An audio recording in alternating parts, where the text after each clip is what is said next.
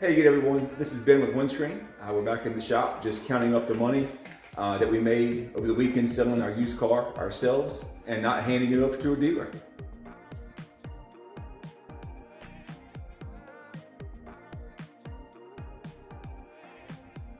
Does more money in your pocket sound good? Well, we think it does. We always appreciate it. So stay tuned for some top tips and tricks to get your car listed quickly, get it sold quickly, and maybe even save a little time. And we all know time and money are always in short supply, and we're here to help. Hello everybody, and welcome back to the Wyndscreen YouTube channel. We're back in the shop with another vid for you guys.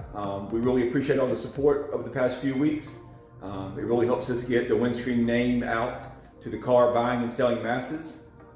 That's our main goal, is to help everyone buy and sell privately, save some time, save some money, save a little frustration, and learn some top tips and tricks about how to make the most money and how to get your car sold as quick as possible. So you decided to sell your car yourself, and that's fantastic. Good for you. It's not that hard. You don't hand over any money to the dealer. You don't have to shop around.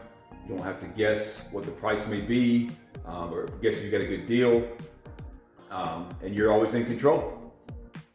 And since you have decided to sell privately, we're here to let you know that Wyndscreen is the go-to platform for getting that car listed quickly and getting it sold and getting it out to the most people, to the most interested buyers. We mentioned this before, but Wyndscreen is free to use. There's no social media nonsense, no tire kickers that don't read the ad and then come and lowball you. It's free to post on Wyndscreen, and then your vehicle is seen immediately nationwide. You don't have to struggle with any of the old Tempest sites that were kind of clunky third-party add-ons that never really worked in the first place. They never found everything you're looking for anyway, or they found the old ads or outdated ads or ads that have been around for a year, and a lot of dealer stuff that you were never interested in the first place. And then finally, you know, there's no fees when selling, no percentages either up front or on the back end. There's no bots trying to price it for you or tell you what the condition is or how you should list the vehicle. You're an adult, you can handle it. It's not that hard to do. We've done it millions of times over the years. So we're trying to make the process a lot more simple for you. So first things first, make sure you clear your calendar for at least 15 or so minutes before you start to list your vehicle. The goal is to get it sold quickly. So you're going to need to take some time to make sure you get the right pictures, the right angles, and the right information out to the buyer. Selling something is as expensive as a vehicle. It does take a little bit of time and a little bit of focus on your end, and a little time on the front end. Definitely saves a lot of time on the back end for you, the seller, and for the buyer that's looking around. They want to make sure they're seeing everything relevant so they don't call you up asking for something super simple. So you're going to need at least 10 high quality photos, the more the better, showing the condition of the vehicle. You're going to need a picture of each side, a picture of the driver's seat, and not 15 feet away with just the door open. A good picture of the driver's seat. A lot of times you'll see cars with torn seats and cut up seats, and that really turns off a buyer when they show up and they open the door for the first time and they see this terrible seat. They feel like you're probably trying to hide something from them. So get a good picture of the seat, regardless of its condition, the trunk, the cargo area, and the tire tread, under the hood. Make sure you highlight any things that you've done to the vehicle that may add to the value, and also highlight any things that may detract from the value. Maybe it's got bald tires, maybe it needs brakes, maybe it does have a torn up driver's seat that's going to take somebody a little bit of money to get fixed. So just be truthful, and that goes a long way in getting your car sold and having a lot less tire kickers and a lot less people coming and wasting your time and then not buying. And if you are using your phone, which most people are when they're taking some pics of their car, make sure it's in the landscape mode, left or right there. That gets the most detail on the computer screen for sure. Not in the portrait mode where it's got the black boxes on both sides and you can't really see what's going on. And for sure, make sure you take pictures of any rust concerns or any big dents.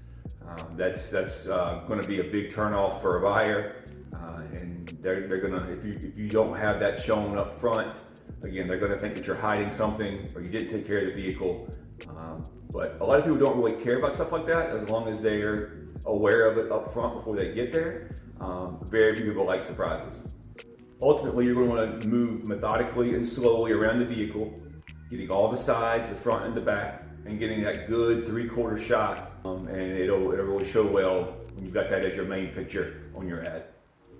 So in reality, no two cars are alike, no two buyers are alike, and no two markets are alike. So it is a little bit of a game to get your car priced right for its condition, for your pool of buyers, and where you're located. The pool of buyers are always changing, and unfortunately, you always will have someone come and try to lowball you regardless of what your offer is. So let's go ahead and make this clear up front. You will have lowball offers, you will have some tire kickers. There's no way around that when you're buying and selling privately. But again, with a clear ad and a firm, reasonable price, that will really limit your pool of tire kickers and time wasters. But you will have that, but let's get it priced right. So in this internet age, with a little bit of research, you should be able to figure out generally what your car is worth in your area. There are a number of sites you can look at, and if your car is 10 to 12 years old or newer, there's usually something else like yours available for sale. So look around and see what the prices are, what things are listed at, how long they've been sitting for sale. And obviously check some forums or things like that to see what other people are listing their vehicles at, especially if it's some sort of modified or enthusiast vehicle. And you can check out the KBB or the NADA websites. There are a few others. They'll kind of walk you through using an algorithm, so it's not always the best, but sometimes it'll get you started anyway. There'll be a dealer value, or private party value, and then a wholesale value. And the wholesale value is the trade-in value, and that you can kind of see what that retail, private party retail, and then what that trade-in value is, and you kind of see what your net positive would be if you sold it yourself there versus trading it in, which is what the wholesale value would be getting you. And then that dealer value is what the dealer will be selling it for after they try to mark it up they have to make money too, in the game too. So you want to look for a good private party value. Be honest with the algorithm, the mileage, the trim, where you're located, any other dents and dings and modifications and things like that to get you started. And once you get started, you have to take into account any issues like it needs new tires or it has new tires. You know, tires are expensive, things like that. Is it overdue on maintenance? Does it need a timing belt change? Is it leaking? All these little things will possibly make a big difference in the price. Parts and labor these days on everything aren't that cheap. So someone coming along and they see that this car is in real good shape, but it's going to need $1,000, $1,500 in tires in the next month or two, they're going to start to bargain with you and start to haggle with you. And you have to understand that's going to be a thing. That's going to be a thing even if you traded it in. A dealer's not going to have to put brand new tires on a vehicle they just paid you top dollar for. So you can also do your best to show the car. The best if you want to put some good used tires on it, do a real quick wash, clean up, make sure you vacuum the interior, anything you can do to help it show well. So once you get that price, make sure it makes sense to you. A little bit of research. It take 5-6 minutes or so to look around. Make sure you list that price prominently on the site. You can list, or best offer or whatever, or firm, whatever you want to do to get started. I don't know how quickly you want to sell it. If you want to sell it quick, maybe you put an OBO or price it a little bit under what those other values are in your area.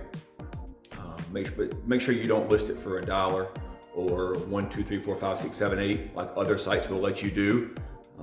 Obviously your car isn't worth $1, and it's also not worth over $1 million. So your Chevy Cavalier is probably worth $2,000 or $3,000 if it's in good shape. So make sure you get that out to the buyer, and your firm, or you want to haggle a little bit depending on how quickly you want to sell it. But it's up to you to make that decision. So ultimately, with good picks and an honest ad, you'll have no trouble selling your good used vehicle.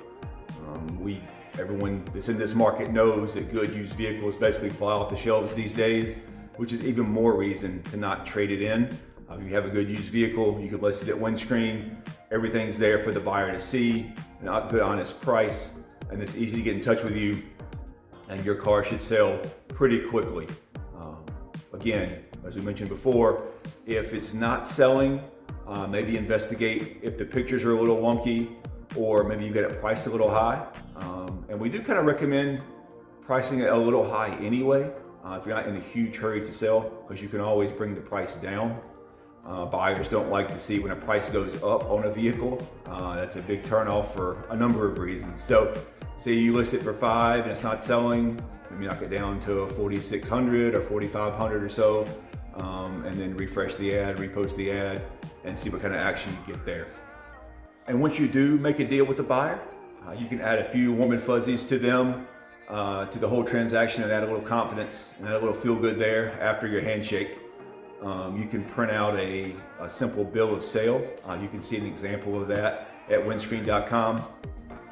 Just a simple 2 copies of that with the date you sold, the names of the people that have involved with the transaction, what type of vehicle it was, write down the VIN, and any other little information you want to know. So when the seller and when the buyer leave each other, the buyer can drive away feeling good, and the seller can prove that they did sell the vehicle to John Doe on this date, in case there's any issues in the future.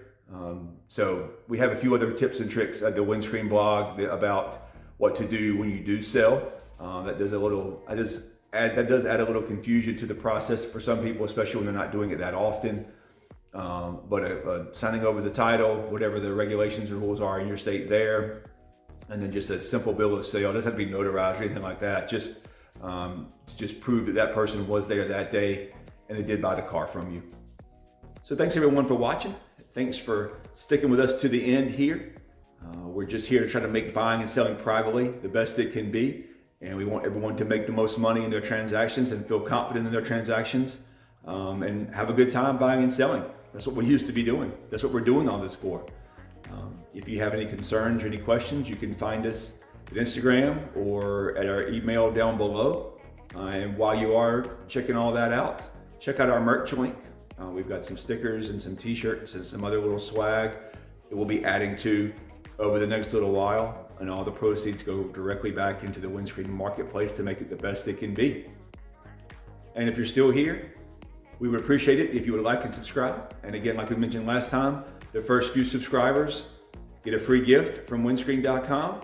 And please tell your friends and family. We'll see y'all next time.